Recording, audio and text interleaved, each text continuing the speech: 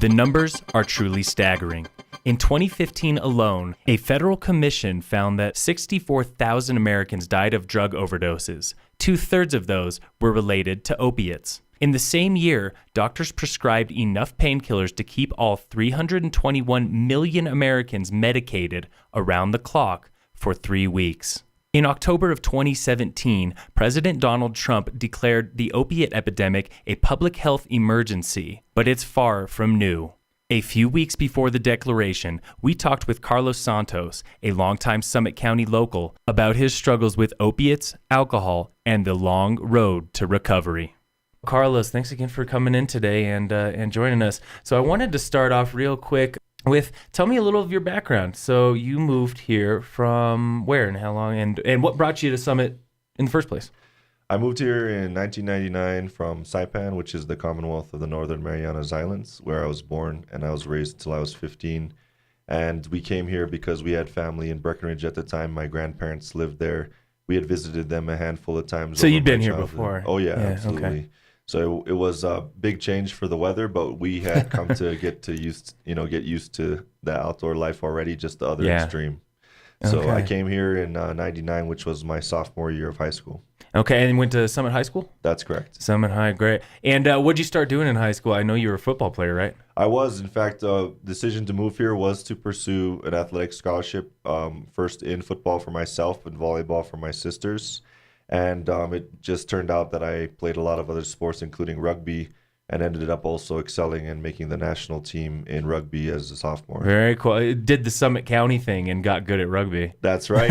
And then third, I learned how to snowboard at the time, which was new to me, but also a good Summit County thing. Yeah, very cool, very cool. Now, how long did you play rugby? Did you play for Summit? Was that back when the school had a boys team? That's right. Yeah, they had a boys team, I think, at that point for a couple of years. Okay. It wasn't, as prominent as the girls, but it was still in existence. And we had a good set of guys. We competed against bigger schools, just like the girls do. Columbine, Cherry Creek, had to go down in Denver and had to practice indoors. So it was a good start. Great. And what was your position there, playing rugby? For rugby, I played scrum half. Okay. But I had also played for the Blue Goose, and I had played anywhere from center to fullback. with Blue Goose, with the adult team, like the adult team here in town. Great. Yep. Okay. Now playing football though, you sustained a pretty serious injury. Talk a little bit about that and when it happened and how it happened. So on September 22nd of 2000, my junior year.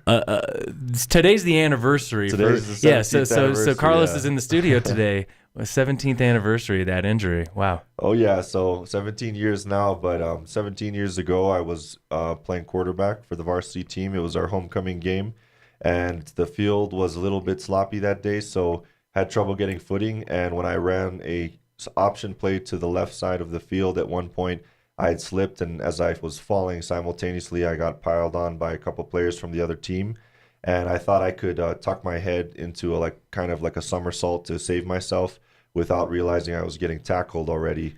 All of that happened at the same time, and I basically hyperextended the third and fourth vertebrae in my neck and fractured the fourth, and a piece of that vertebrae went into my spinal cord and paralyzed me. Oh God! So it all happened split second. Yes. Okay. Now you were playing. Had you ever had any serious injury like that before? Had you ever done anything to head, to neck, to back, to spine? Definitely to head. I had a couple concussions over the last year, both from football and rugby. And just, tweaks, ankles, joint sprains, that sort of thing, but nothing ever that serious. Okay. Gotcha. When it happened, so were you awake? Did it knock you out? No, it didn't knock me out. Okay. I was awake. I thought I had blacked out for a split second, but it was really because of the position I had fallen. My head kind of got smashed up under my body, and so it was dark, but I didn't lose consciousness. Okay. And I'm imagining right after that, carted off the field, taken to hospital, and what happened from there? When did you discover the extent of the injury? Well, I knew the extent right after the tackle because I didn't feel my extremities. I tried to get up, couldn't do it. And then I just had known from being educated by my coach that, okay, this is serious, because also the pain in my neck. So what happened is a player from the other team tried to come and grab my jersey to pick me up, and I told him, get away from me, with as loud as I could because I knew I'd broke my neck. And yeah, and you got to keep that neck stabilized. It's like you said, that's the protocol. That's right. You don't move. That's right. And so Coach Dickey had taught us that, make sure the paramedics are the first ones to move you. And so they backboarded me, took me to the hospital. Sure enough, after X-ray and MRI, they saw that there was damage to the spine. I was ambulanced down to Denver, where I went 6 hours of emergency surgery to repair the bone and straighten out my spine. Okay, so 6 hours of surgery. And what came after that? I'm imagining rehab. What was that rehab like? Could you still walk right away? No, how long did that take? That took about 6 weeks before I started to get any return. And it started with some small sensations. I was able to start to like feel my back against the bed. I was starting to have like spasms where I could feel like the muscles connecting back to my brain. And so then finally at around 6 weeks, I was down in Craig Hospital, which is a spinal cord rehab facility. And I was able to start to move my toes on my right foot first, then into my left. And then the movement kind of crept up my body to where about 3 to 4 months after the initial injury, I was able to stand up in a pool, and also then with assistance and a walker and take a couple steps. Okay. Talk about where you were mentally during this time, from the moment you discovered the injury to the moment that you started to walk again. What kind of headspace were you in? What was going through your mind? Oh man, I was of course very down at first. I was able to thankfully recover because as far as spiritually and mentally, because of my faith, I'm a strong Christian. Okay. And I was raised that way. And so it was about 4 weeks into my injury when I was at Craig and I was alone and dark in my room. I just remember being so desperate and so sad. And I was wondering, is my life over? But I said a prayer and I just asked God, if this is your will for me to be paralyzed and there's still a way that I can make an impact on the world, please just give me some peace at this time. And it was over that night and then the next few days that I just felt an overwhelming peace that really assured me that no matter how hard my life was going to be going forward, that it was still going to be okay. That things would be okay. Yeah. How old were you at the time? I was 16. 16 years old, so not even 17, not even 18. No. And you were having to, like you said, face this big decision of whether, or not big decision, it was out of your hands. Face this big future that you might not be able to walk. That's right. Yeah, I just basically almost grew up overnight, you could say, because of how the impact of that injury was on my life at the time. Okay. And then, so once you did start walking again, like you said, it took a couple months. What was the recovery like then? So, what else was happening at the same time that you were trying to get back and find that new normal? Well, when I came back to school and when I was starting to recover, my body, of course, was changing. So I was learning, basically how to function again like a regular human, learning how to feed myself, how to bathe, how to change, and how to go to the bathroom, things that people take for granted, after you learn that, for the first 3 years of your life. Learning it again 16 years later is very hard. So that was a wake-up experience that it was up and down. I was still having good days and bad days. So even though overall I was positive, it would, the bad days were still hard to come to grips with the limitations. The lows were low. Very low, very low, yes. So on top of that, I was just doing rigorous, rehab all the time, every day, and life becomes rehab at that point, even to this day. So you just have to be determined, but you also have to learn to bounce back from those lows. Yeah, learn to kind of roll with the punches, or maybe even, again, when I've talked to especially veterans who have lost legs or limbs or anything like that, they say, it's a tough journey to find that new normal, to find what your body can do now. Because like you said, you learned to walk at 3 years old. That's right.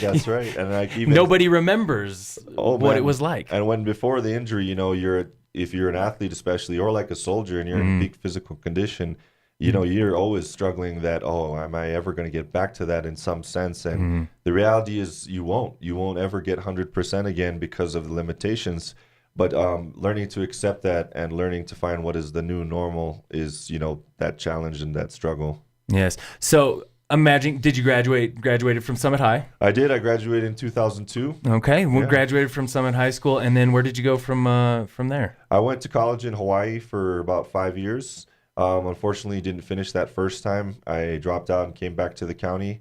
I became very close, but at the time was when I was starting to learn to, be on my own, not only with my injury, but also then as an adult. But just as an adult, Yeah. college in general, yeah. Oh yeah, and that was an experience in itself and a challenge. And then on the back end, I had by that time developed an addiction to opioids and prescription painkillers, which had originally been prescribed to me for my original injury. But it just became something that I became so dependent on that without it, I was again trying to learn to function without it. Okay. Yeah. Now, when you think back on it, have you been able to trace, how the addiction started, where it came from, or was it just, one day, all of a sudden you realized that you were no longer taking the pills for pain, that it was a crutch, or that it was something that you were relying on? Well, for me, it was kind of like a developing onset over the years of between 19 and 22. And because while I was out there in college, it became something where, I'd push myself so hard with my rehab and trying to, study and have a job and be independent as an adult. And be an adult, Yeah. be a growing adult. Yep. And so originally I would use it to treat the pain I would, physically have from pushing my body. But it developed into something where emotionally, when I was having struggles dealing with either depression or my limitations from my injury or being just lonely, as some even young adults are, I just started to abuse them in that sense. And so there was like a couple years where, you get into that party lifestyle as a young adult. And if you have access to things like drugs and especially prescription painkillers, which, as everyone is learning now, you don't really think it's a very serious drug at first because it's prescribed to you. Yeah, it comes from a doctor. Exactly. Yeah. So as a young adult, you think, well, if everyone's drinking and smoking, and, just doing these illegal drugs, me taking a little bit, more than I should of these, which are prescribed to me, it really won't be a big deal until you then see that, oh, well, okay, now I'm taking these more days of the week than just the weekend. And then soon you're taking it every day of the week, and then you're taking more every day of the week. And then it's that, that downward spiral, you could say. Yeah, absolutely. Now, how did you get yourself out of, kind of the addiction pit, the addiction hole? Well, in 2007, when I was about 24 and I realized that, I wasn't going to finish college without support, I moved back to the county. I got a job for my uncle, stayed at home, and I was really at that point examining, okay, what am I needing to do in my life to achieve the goals that I had set for myself all those years ago when I recovered. And one of them was I realized my dependency was so strong that it was just blocking out everything else I wanted to do in my life, whether it was finish my degree or get the job I want to do, or even get out and be as active as I could be physically because I had come so far. So what happened is a couple of things is I was able to connect with a very good friend who here in Colorado, he had suffered a spinal cord injury in his 20s as well. In the 90s, his name's Randy Ford, and he's actually the owner of Alpine Fishing Adventures here. And he recovered like I did from a spinal cord injury, and I had connected with him through my parents who had met him out here climbing Quandary one day. And they as it happens in Summit County, you're climbing a mountain and you run into somebody. You never know who you encounter on the mountains, right? Truth. So he just started to kind of meet with me regularly, even though we came from very different backgrounds. We had that in common with our injuries, and he kind of became a sponsor for me, but more than anything, he became a really good friend. And he would tell me the things that I couldn't really see for myself, or that my family and friends weren't really able to tell me, and that I had a serious problem was one of them. Okay. And so it was good to have that kind of third party that could stand aside, like you said, not be a friend, not be a family, but be somebody who was simply there because you asked him, I need some help. Absolutely. And he was going to be truthful and honest and brutal Yes. with you if it had to be. Oh, yeah. And at times, it was hard to hear, but I could tell that because he had been through the same thing with his injury, I could hear him a lot clearer than maybe other people who were telling me the same thing. So for him, that peer support, which is something that people take for granted. If you just have someone who is honest with you and you can hear that clearer for some reason, whether it's because of their background or because of how they say it, that will go a long way. Okay.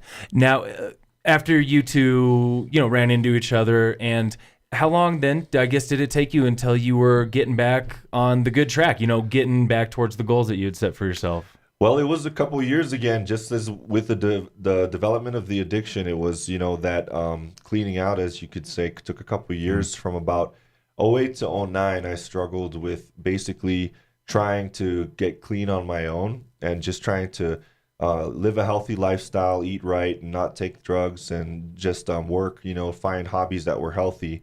But it wasn't really till 2010 and 11 that I was able to sustain, sobriety, as they could say, and go up over 3 months without taking pills, basically. Now, what had happened is another part of that is in '09 when I had started to go to treatment, which it was at West Springs, which is now Mine Springs. Yes. And Yeah. I had checked myself in with support from some family and my friends. So it wasn't an in day, but I was going to counseling, and it was up and down, and I was still trying to be stubborn about it and do it on my own. So I was still, Yeah. I kind of substituted drinking for taking pills. So one thing Filled that gap, as you could say. And unfortunately, in July of '09, I ended up crashing my car, not very seriously, but enough to where I got a DUI, and I was forced to go into the classes they make you take, and and have to take the tests. So that accountability on the other side of my support, I just thank God that it wasn't a worse accident than it could have been. And then again, it was another blessing in disguise, like my injury, in that I had to go and do these classes and hold myself accountable. True. And, it's a stat that I was reading the other day that something in Colorado, something like almost 40% of car accidents involve alcohol. Here in Summit County, it's about a quarter, so it's a little less. But still, like you said, grateful that it wasn't worse. But still, it was just yet another issue. 2010, 2011, started getting over the pain pills and drinking, or did drinking take a while then too? Like just a little longer? Like you said, it takes time to develop these things. It takes time to get over them. That's right. And it was about a process with everything, because you just start to recognize addiction is not just with one or two things. It's a behavior. So even with the drinking, by 2010 and 11, I was able to just recognize the addictive behavior and also learn how to treat it in a healthy way. And I have an addictive personality, which a lot of people learn by, getting treatment. But you just learn to have maybe like a healthier addiction, as they can say. And by 2011 and 12, I was kind of more addicted to skiing, you could say. Okay, all right. So you were addicted to that stuff that is a good addiction to sort of have. All right. Yeah. Were you still in pain? Were you still feeling residual effects from the injury? Yes, absolutely. In fact, I am. Even to this day, I still have pain related to the injury, whether it's in my hips and my back or my joints. Which, as part of my recovery, and I tell everyone that I work with to this day, and in my own experience, you just have to recognize that pain is a part of life. And some people get it sooner with me because of conditions, or some people just get it later. Some people are fortunate, never really have to deal with it on the scale that it requires that medical intervention. But you have to first recognize that, being human, there's going to be days you're going to be hurting. And you got to just gauge, okay, what do I need a crutch for this? Or can I find a good balance to where, okay, I'll get over the initial intense pain and then find what I can deal with on my own without, dependency. Yeah. Now, in your work these days, you do work with other folks like yourself who live in the county, disabled, have, helping them find jobs, find homes, do all that sort of stuff. How did you fall into that job? And these days, what exactly are you doing with locals who also were in situations like yourself? Well, when I was starting to get sober and starting to explore my hobbies that were, like my good addiction, like I said, with skiing, I got connected with some people through the Breckenridge Outdoor Education Center who introduced me to adaptive sports and outdoor rec, which then kind of in a roundabout way introduced me to independent living. And I linked up with my director, Ian Engel, who is my boss now through the Center for Independence, Northwest Colorado Center for Independence. And he kind of showed me that, okay, it's good that some people with disabilities, they are able to get benefits and they're able to get financial support and they're able to get medical support, but there's still all these other supports that they may need depending on their conditions, like You mentioned finding housing or finding work and getting the accommodations for both of those. Yes. So learning to advocate, I had learned that advocacy is what I had been doing for myself, having a disability and trying to get better opportunities, whether it's treatment related or job related. But I didn't realize that this was something I could do as a job. So then when I was linked up with the center and with Ian Engel, I was able to learn, oh, there's a whole movement out there Yeah. around civil rights for people with disabilities, and they have created these centers. And so these centers that we have and that I work for Northwest Colorado, it's all around goal setting and being goal oriented. Whatever you define as independence, if you have any condition, no matter how limiting it is, we want to work with you to set those goals, define them, and then pursue them with the support you need. Okay. And here in Summit County, we've been talking about athletics, and, you were a former athlete. I'm a big athlete. It is tough to live in an area where athletics kind of defines who you are and defines what you do, and not be able to join in with a lot of what other people are doing. How often do you run into that? People who, like you said, are setting goals that might not be as lofty as some of us, crazies going out and running up the side of mountains. But what kind of goals are, locals setting for themselves to be, independent? Well, that's the thing, no matter who you are, whether you have a disability or not, you got to understand that your mind is your only limitation. So setting goals, it can be anything. And up here, like you said, it can go both ways. You encounter so many, excuse my language, badasses up here that you're like, oh man, how can I even do that? I cannot even compare. Yeah. But at the same time, you can go the other way and say, well, what can I do to make myself a badass and to set a goal? Some people you may think that setting a goal to do what someone else is doing, like whether you said it's running up the mountain or skiing the black or, or hiking through the woods, you may think that, that's not such a big goal and my goal needs to be epic. But you got to understand it needs to start with setting the goal first. And along the way, what you set that goal to achieve, the steps you take, like climbing the mountain, it's going to teach you things. It's going to teach you things about yourself and about achievement and what, how you can break things down into smaller steps to achieve the big dream. True. And so for you guys, then it's not just, reaching the goals, getting that cherry on top.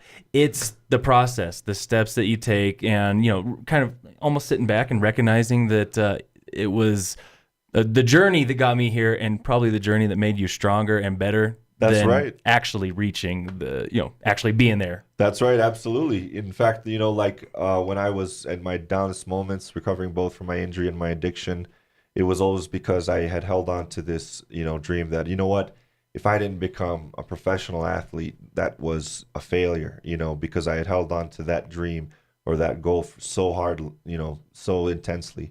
But what I realized through the journey is that, look, first of all, there's always someone worse off than you.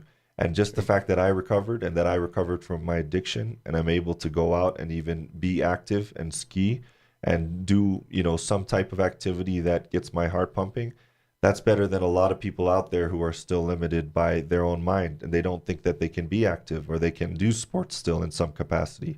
So that's just part of the realization during the journey. I learned a lesson that was taught to me by the hard times. And a lot of people, if that's the hardest thing for them, is to put themselves in that situation to challenge themselves. It's just, we are blessed up here, as you know, that a lot of people, it's not easy to find someone who will encourage you and will get you out there. Now, getting yourself out there, though, that's the next step. True. Like you said, you gotta be in your own mind first before you try and reach whatever it is you're trying to do. Yeah. That's right. Okay. Yeah. Great. Kind of the last question that I had for you then was, looking back on everything that's happened, you have been going on through this journey for 17 years now, 17 years since the injury. Looking back on those 17 years, I guess kind of a tough question. Would you change anything that you had control over, that you had power of changing? And then these days, how do you think the past 17 years have kind of made you who you are today? Well, the first answer is, if I could change anything, the biggest thing I would change is I would have reached out sooner with my addiction, because I was so stubborn, and that's just my personality. Just trying to get it done by yourself. That's right. Just trying to get it done by myself. I wasted so much time, and I burned myself out on a lot of things and a lot of people. I burned out a lot of my family and friends Whereas if I had just reached out to the resources that were there to treat this type of addiction and this type of disease earlier with the opiates, I would have been able to accomplish a lot sooner, I feel, and be, farther along on my journey, you could say, or help more people even with my story like I am today. That would be the only thing I would change, because I wouldn't change anything about the injury. The injury has made me who I am today. And I thank God that I have the opportunity to share that I've recovered and that I can use this as my testimony. And the addiction is an unfortunate part of that, but it is also part of the bigger story that is, very useful to help myself, my family, and now in my job, the people I meet. And then, I'm sorry, what was the second part of the question? And then the last one was just, yourself today, and how do you see yourself moving forward? What's the future bring for you? Oh, the future for me now is just to keep helping people in Summit County, at least for now, to be independent, whether they have disabilities or not. But it's also that outreach portion. I really want to see more partnerships with these health and mental health organizations up here in the mountains, outside of the county as well, in all of our area that we cover for our center, the whole Northwest, including Steamboat up to Craig. We see that the isolation and the rural aspect of communities, it really is affecting people's health. It's affecting people's mental health, their physical health, then it affects the community. So these are things that just, I want to pursue these goals of outreach like I'm doing today, just to explain what I went through, and that my story is not unique. There's people out there that need to connect. They need peer support. They need access to services. They need access to health care. And they need people in their community first to be aware that this exists. We're doing really good in Summit to start to, partner with Building Hope and see that, hey, let's address these problems as a team. But people also need to hear this message one-on-one to understand, look, don't be quiet. Don't isolate yourself.